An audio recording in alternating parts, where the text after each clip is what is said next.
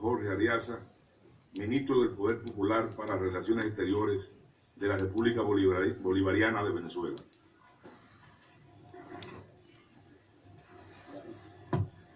Sí, muchas gracias, señor presidente.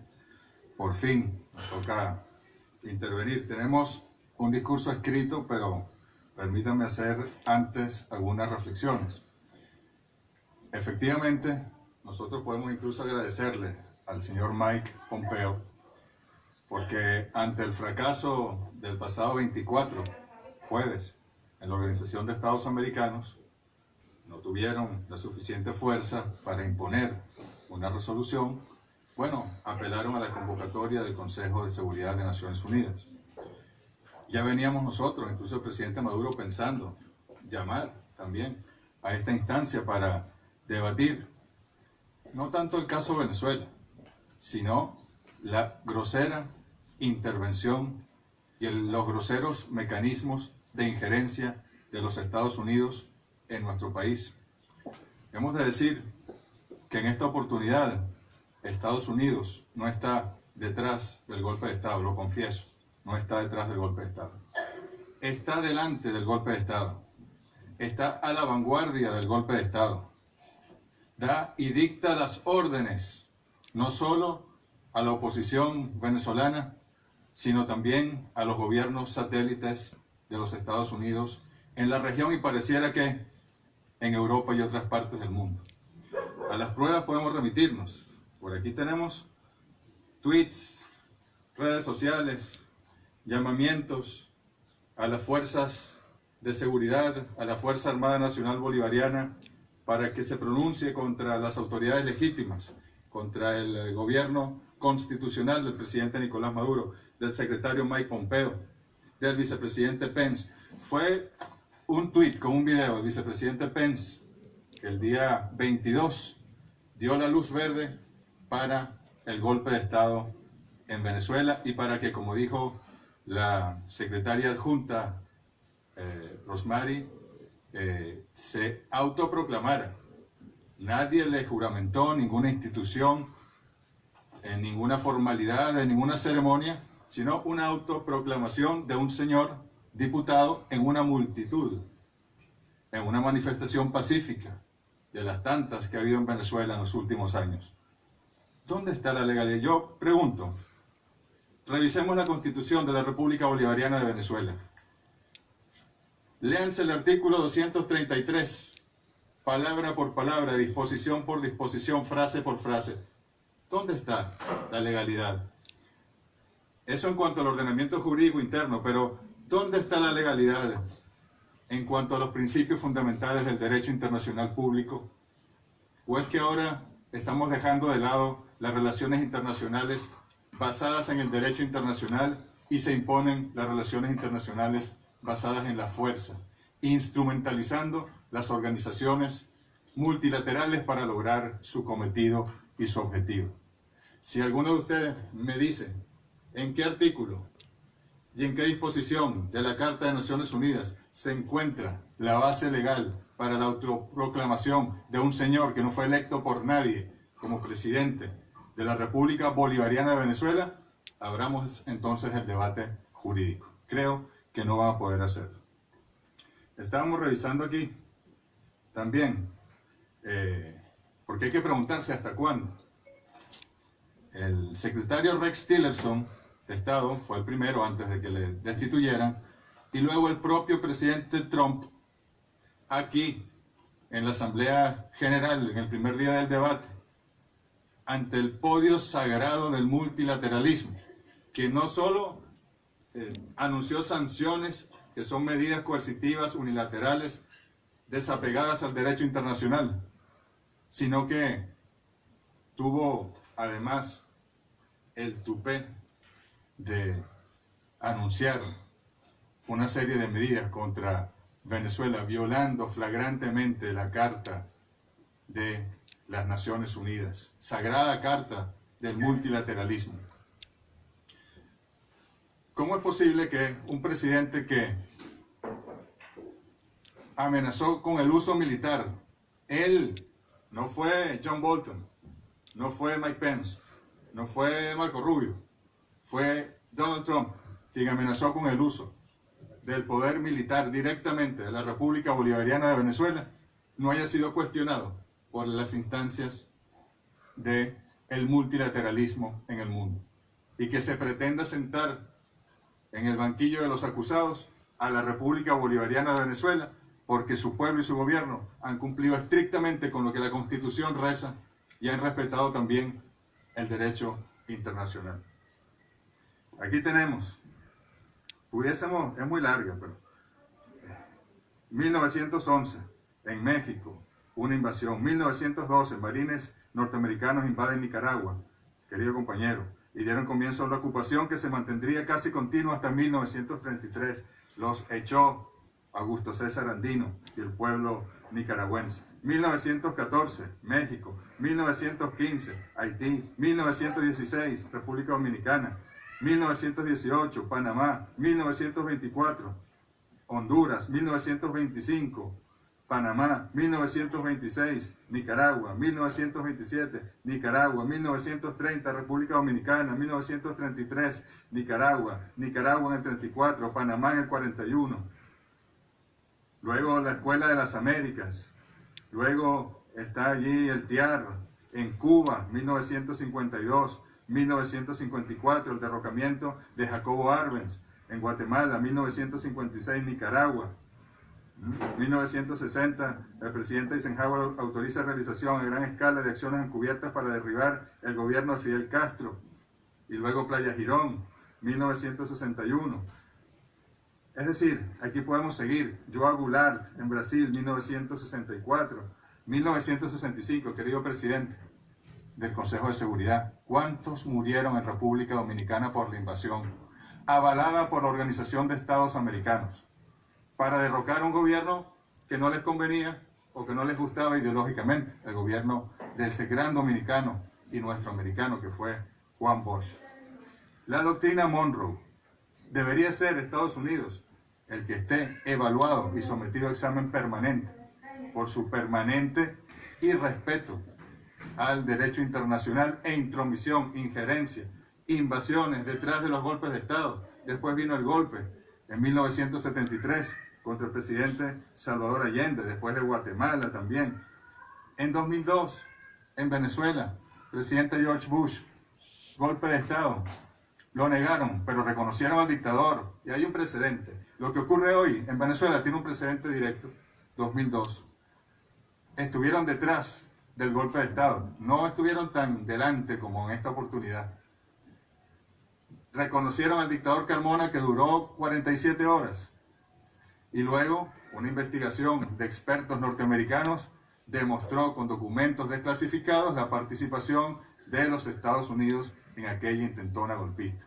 O 2004, en Haití, presidente Jean-Bertrand Aristide. O 2009, en Honduras, que en principio no se sospechaba siquiera que Estados Unidos estuviese detrás, hasta que Hillary Clinton, en un libro, efectivamente reconoció que dio las órdenes para derrocar al presidente de Honduras. Porque quiso llamar al pueblo a una constituyente. Mientras que otros presidentes en Centroamérica han sido elegidos sin tener la facultad de ser candidatos, han perdido las elecciones. Hay informes de la Unión Europea, de la OEA, que dicen que hubo fraude, pero luego los llama Donald Trump, le prometen a Donald Trump que mudarán su embajada de Tel Aviv a Jerusalén ante Israel, y son reconocidos no solo por Trump, sino por todos los gobiernos satélites en la región de nuestra América. Miren, solo quería mostrar esta tendencia, ¿no? En los medios, que son los que ven. Estos son nada más Twitter, no me estoy yendo a otras redes sociales, de los voceros oficiales del gobierno de Estados Unidos. Miren cómo la tendencia en enero fue subiendo. Día 22, día 23. Ese día esperaban el golpe y un alzamiento militar que en Venezuela no está contemplado, porque la Fuerza Armada Nacional Bolivariana defiende con su vida esta Constitución. No pudieron, ni financiándola, ni extorsionándola, ni provocándola, convencer a nuestros militares de derrocar al presidente Nicolás Maduro, ni podrán. han dado un paso en falso. Una vez más, han dado un paso en falso desde el gobierno de los Estados Unidos, y quienes se le sumaron inmediatamente. Miren, es increíble. Cuando el presidente Trump tuiteó, ¿no?, que está por aquí ya, que este fue el reconocimiento, esto es como el depósito en Naciones Unidas de un reconocimiento a un Estado. Cuando el presidente Trump tuiteó que reconocía al señor diputado como dictador de Venezuela, inmediatamente Colombia, Chile, Argentina, Guatemala, es decir, esperaron la orden para comenzar ellos después a reconocer también. Es demasiado evidente, es demasiado descarado, se le ven las costuras por todas partes a este golpe de Estado. Y eso no puede ser aceptado por Naciones Unidas. Más bien debe ser condenado, y ojalá hubiese una convocatoria al Consejo de Seguridad para evaluar quiénes estuvieron detrás de este golpe de Estado y para sancionar a quienes estuvieron detrás. Y no haría falta mucho juicio, porque las evidencias, los elementos probatorios sobran en las redes sociales, en las declaraciones, en los comunicados. Hoy mismo, aquí, este es Wall Street Journal.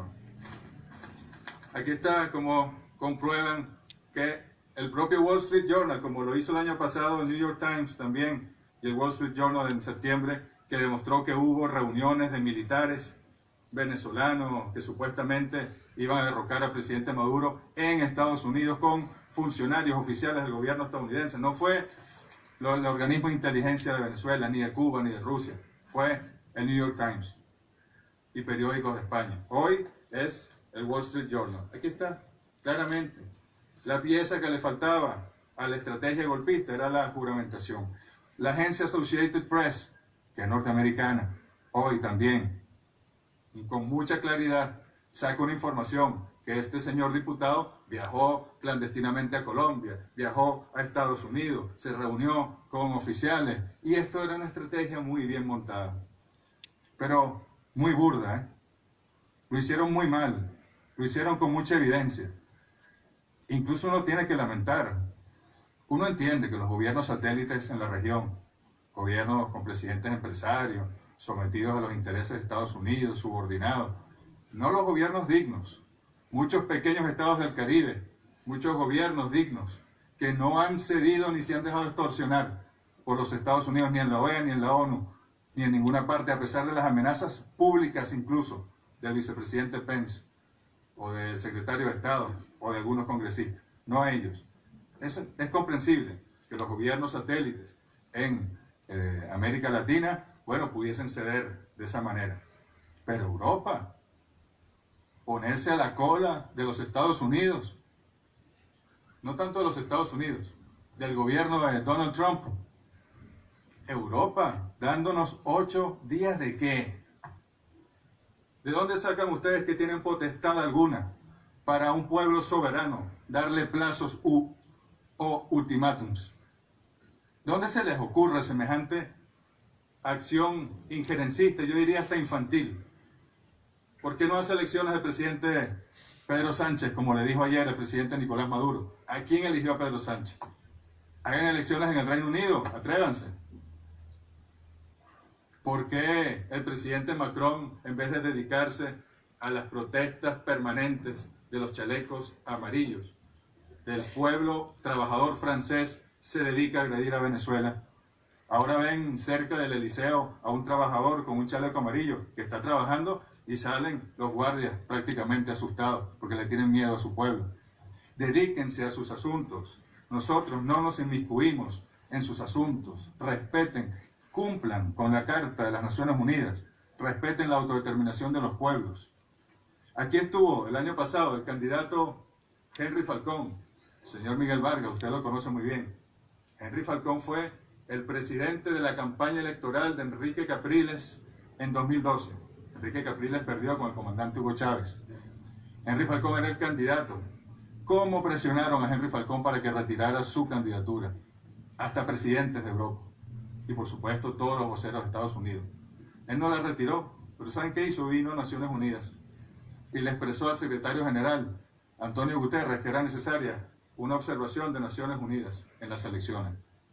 No se dio. ¿Por qué? ¿Por qué no? ¿Por qué no se llevó a cabo esa observación. Él se comunicó incluso con Federica Mogherini. Yo mismo fui a llevarle la invitación a Federica Mogherini para que fuesen como observadores a las elecciones en Venezuela. Se negaron de plano. ¿Y saben por qué? Porque ya el plan estaba en marcha. Ya estaba en proceso el plan. Ya 3 meses antes de la realización de las elecciones, el subsecretario Sullivan fue el primero. Dijo, esas elecciones serán fraudulentas. Y luego vinieron presidentes de Colombia, de Chile, Europa, a decir, no reconoceremos los resultados de las elecciones meses antes de las elecciones. ¿Cuándo se ha visto eso? ¿Cuántas impugnaciones hay de las elecciones en Venezuela? Vayan ustedes, demuéstrenme que hubo fraude de un solo voto en Venezuela. El señor Duncan decía que se metieron votos manuales. En Venezuela el voto es electrónico, automatizado, y su contabilidad lo es. En Venezuela el voto no es manual, simplemente hay un comprobante para luego cotejar con el voto electrónico. Y en el 100% de los casos el cotejo da perfectamente enmarcado en la realidad. Estados Unidos quiere construir un muro con México, pero está construyendo un muro ideológico. Buena parte de las intervenciones del secretario Pompeo hoy se corresponde con el lenguaje de la Guerra Fría, de McCarthy, de Nixon. Están trayendo la Guerra Fría, pero están trayendo la doctrina Monroe de 1823. Por algo el libertador Simón Bolívar dijo en 1829, los Estados Unidos, que parecen destinados por la providencia para plagar a la América de miserias a nombre de la libertad. Fue una profecía cumplida, es decir, fue una predicción, porque es lo que ha hecho Estados Unidos. ¿Saben cuánto se ha estimado desde que se comenzó a aplicar esas medidas coercitivas unilaterales desapegadas del derecho internacional en Venezuela en el año 2017 hasta diciembre de 2018 de costo para Venezuela? 23.000 millones de dólares. Gracias al bloqueo, a la persecución contra los bienes de Venezuela, contra nuestros recursos. ¿Estaría la economía venezolana en la situación problemática que está si hubiese contado con esos recursos? Ofrecen 20 millones de dólares en la OEA, que nos quitaron a nosotros. Nada más en Euroclear, en Bélgica, señor embajador de Bélgica, hay 1.200 millones de dólares represados, bloqueados. Oro de Venezuela, activo. No podemos hacer transacciones. Toda aquella transacción bancaria que pasa por Nueva York o por Londres, no ocurre. Termina devolviéndose el dinero o represan el dinero. ¿Es eso justo con el pueblo venezolano? Aquí fue muy claro el señor representante de Rusia, pero los demás, es que no existen eso que ellos llaman las sanciones. Es que no existen, el bloqueo. Es mentira. Esas 18, 19 rondas de sanciones contra Venezuela no existen. Creo que hay que hacer una reflexión. Es un muro ideológico que están haciendo contra Venezuela. Nosotros respaldamos las iniciativas de diálogo, como en su momento fue la iniciativa de República Dominicana, que no fue que surgió de la nada. El presidente Nicolás Maduro, permítanme hablar en primera persona, me nombró en agosto del año 2017 canciller, y 2 días después estaba yo reunido en su casa, señor Miguel Vargas, y después en el Palacio de Gobierno con el presidente Danilo Medina, llamando a los líderes de la oposición, llamando al presidente Maduro para llevar a cabo el diálogo en Venezuela. ¿Y qué pasó? Alcanzamos un acuerdo, usted lo sabe, hay un acta que está guardada seguramente en algún archivo de la presidencia de República Dominicana, donde allí había firmado un preacuerdo. Y cuando teníamos que ir a firmar el acuerdo, dejaron en ridículo al presidente Danilo Medina, dejaron en ridículo al expresidente Rodríguez Zapatero, dejaron en ridículo a los cancilleres que apoyaron y dejaron en ridículo a sus seguidores en Venezuela. Y no firmaron. Ese día casualmente estaba Rex Tillerson en Bogotá. Y se dice, de buena fuente, que recibió una llamada el jefe de la delegación venezolana, que hoy está refugiado en Colombia, recibió una llamada para no firmar y para complicar la situación en Venezuela. Estas son verdades, queridos compañeros. Además, permítanme decirles que aquí se ha hablado sin fundamento riguroso. Hay muchas mentiras que han dicho aquí. Y se los digo con respeto. Pregúntenle al Fondo Monetario Internacional sobre los datos que le entregó Venezuela y si ese dato se acerca ni lejanamente a la cifra que han dado ustedes de inflación hoy aquí. Pregúntenle a la directora del Fondo Monetario Internacional. Sean un poco más rigurosos en las pesquisas para hablarle al mundo desde este foro que es fundamental para el futuro y la paz y la seguridad de la humanidad. Pero pregunten también, de esos 3 millones de migrantes, sí hay una situación migratoria nueva que no conocíamos, señor Canciller de Colombia, y que tiene que ver mucho con el bloqueo, tiene que ver mucho con la persecución financiera contra Venezuela y con la situación económica en Venezuela que nosotros no negamos y que vamos a ir recuperando con el pueblo y con los planes de recuperación económica, crecimiento y prosperidad social y económica que ya están en marcha. Pero ¿cuántas veces le hemos pedido la data a los gobiernos de Colombia, de Perú, de Chile, de Ecuador, de Argentina? ¿Cuántas veces le hemos dicho, mándennos? Porque un venezolano sale por un puente hacia Colombia y termina en Chile. ¿Y cómo lo sé yo? En estos días, ¿saben lo que ocurrió? El presidente del Ecuador, Lenín Moreno, llamó a crear brigadas para perseguir a los venezolanos migrantes en el Ecuador. Y se nos llenó la embajada de venezolanos para que los ayudemos a irse de Ecuador porque hay una persecución xenófoba y fascista contra ellos en la ciudad de Ibarra, en el norte del Ecuador. Qué doloroso eso. ¿Y saben qué pasó hoy? El miércoles, el mismo miércoles, fueron 3 aviones a buscar, incluyendo el avión presidencial, a más de 230 venezolanos y venezolanas migrantes. Y hoy 3 aviones iban también, porque tenemos la embajada llena, pagando hoteles, con la dificultad que es mandar recursos con el bloqueo a nuestras misiones diplomáticas, y no le dieron el permiso de sobrevuelo a los aviones que con carácter humanitario iban a buscar a los venezolanos para que regresaran a su casa y a su familia ante una persecución. ¿De qué se trata? ¿De qué se trata esta guerra contra Venezuela? Nosotros estamos esperando las visitas del señor Eduardo Stein, está por concretarse esta semana. Estamos esperando la visita de la expresidenta y amiga Michelle Bachelet. La violencia. Ustedes dicen aquí que la dictadura está reprimiendo y matando. Por favor, estudien la historia de Venezuela en los últimos años. Las marchas insurreccionales de la oposición, con muertos puestos por ellos, dieron pie y facilitaron el golpe de Estado en el año 2002, con francotiradores. Busquen cuántas personas que hayan fallecido en estos días fallecieron en manifestaciones realmente pacíficas. ¿Quién los asesinó? Está en investigaciones de la justicia venezolana, de los órganos del Poder Ciudadano venezolano, de la Fiscalía, que es soberana, que no necesita ninguna intervención de ningún órgano independiente. Y nosotros diremos la verdad sobre cada uno de los fallecidos, porque en Venezuela se respetan. Ustedes estaban buscando, digo ustedes, quienes patrocinaron el golpe, el día 23 de enero, una tragedia en Venezuela, de muertos, que corriera la sangre por las calles de Caracas, y no ocurrió.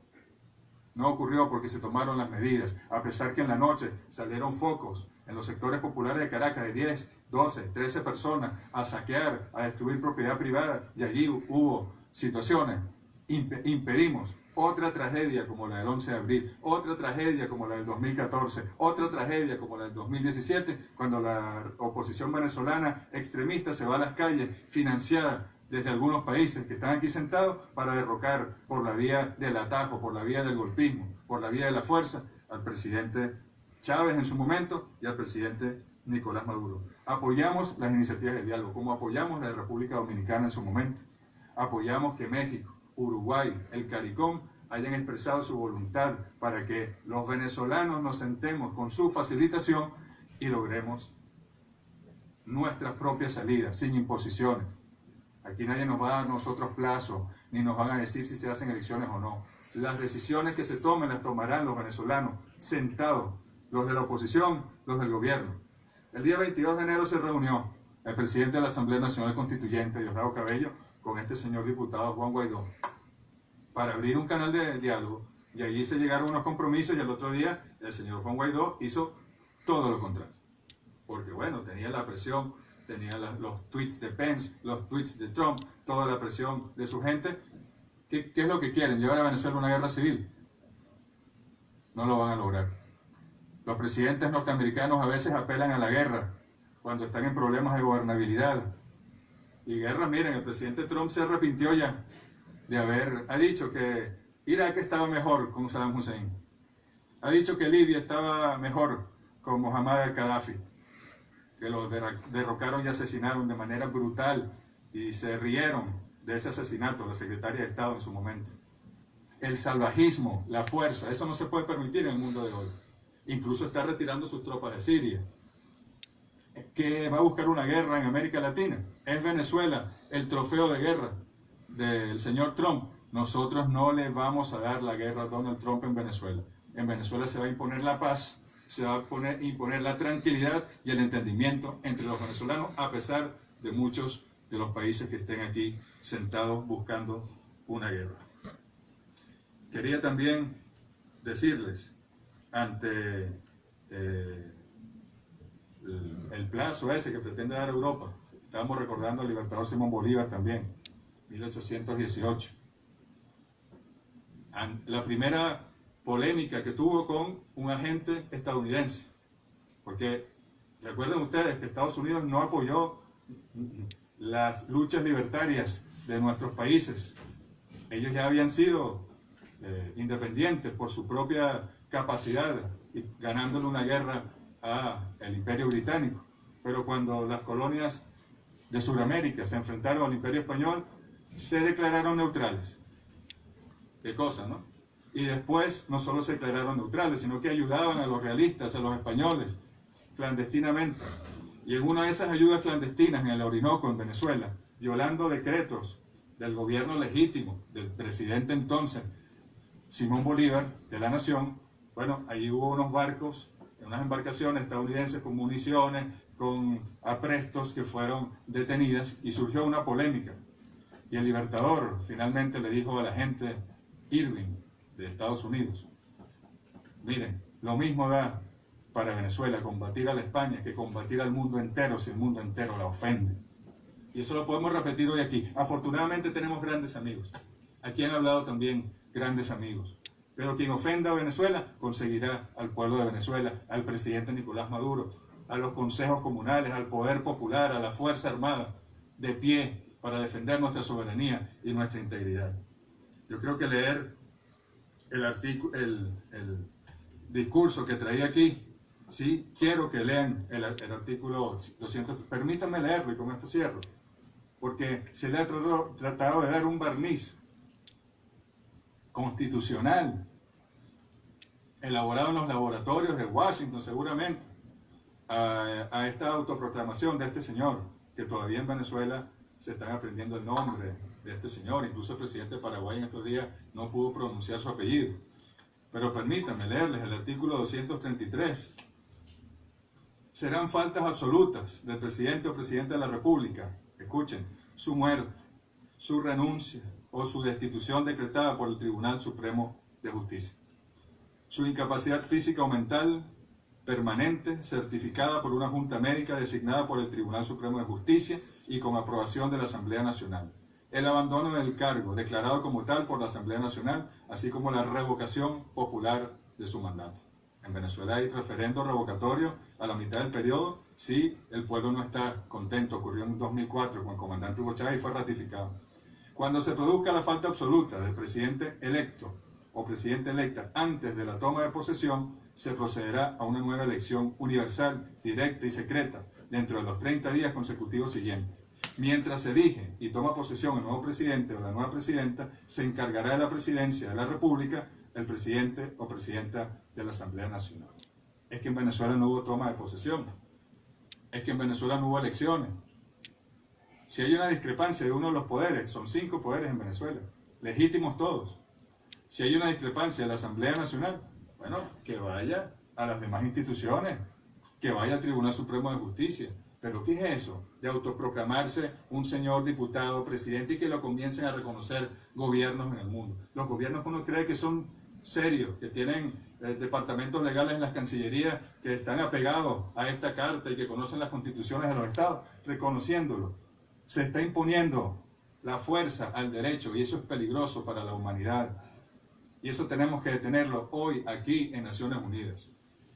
Yo creo que es suficiente con lo que hemos esbozado y queremos decirle al pueblo de Venezuela que nos escucha que se ha demostrado aquí que Venezuela no está sola y se seguirá demostrando a lo largo de este debate, como se demostró en otros organismos internacionales y el movimiento de países no alineados que presidimos. Venezuela no está sola. ¿Y saben por qué no está sola?